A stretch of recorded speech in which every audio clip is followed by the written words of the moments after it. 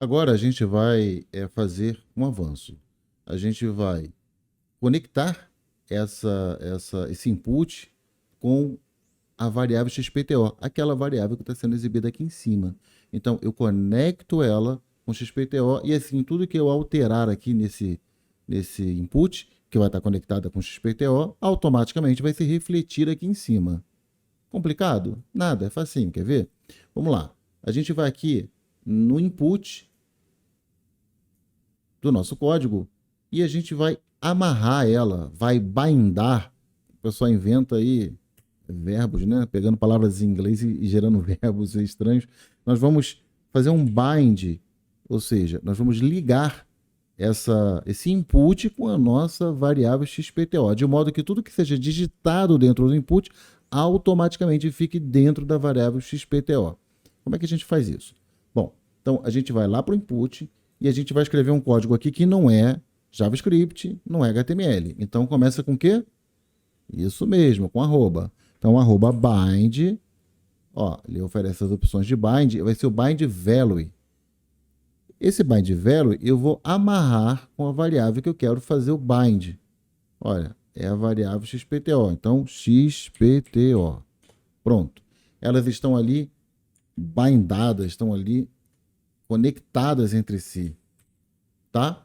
Então, significa dizer o seguinte: o texto que eu digitar aqui dentro vai automaticamente ser guardada dentro desta variável. E como a gente está exibindo essa variável aqui no título, automaticamente, quando essa mudança de conteúdo acontecer, meu título também vai mudar automaticamente, sem nem eu precisar clicar no botão mudar título. É só eu digitar o conteúdo aqui e sair, e já automaticamente tudo isso vai acontecer. Vamos lá, vamos ver isso na prática. Aqui, se eu clicar, não vai funcionar, quer ver?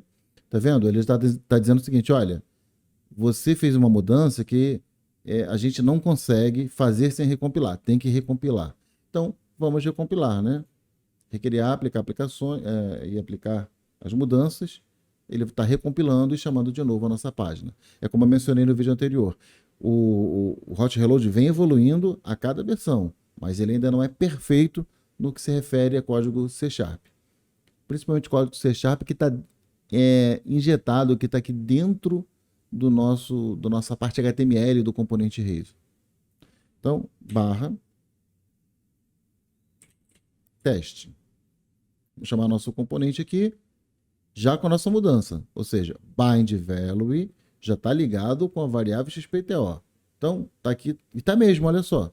De cara, ele já pegou o conteúdo que está em XPTO e já jogou dentro do meu input. Então, se eu alterar externamente a variável, ele vai jogar dentro do meu input também. Se eu digitar e alterar dentro do input, ele joga para a variável. Então, é um bind de mão dupla. Se eu digitar aqui, ele altera a variável, é uma mão, é um sentido. Se eu alterar a variável em qualquer código meu, ele, no sentido contrário, ou seja, na outra mão, ele vai alterar o conteúdo da minha variável, do meu input. Alterei no input, ele altera na variável. Alterei na variável, ele altera no input. Ou seja, é um bind de mão dupla. Então vamos alterar aqui para título novo. E vou só sair. Olha lá. Quando eu sair do input, ele alterou o valor de XPTO. XPTO já está amarrado aqui em cima. No H1 também alterou. Então, tudo que eu digitar aqui, se eu sair, ele altera lá em cima.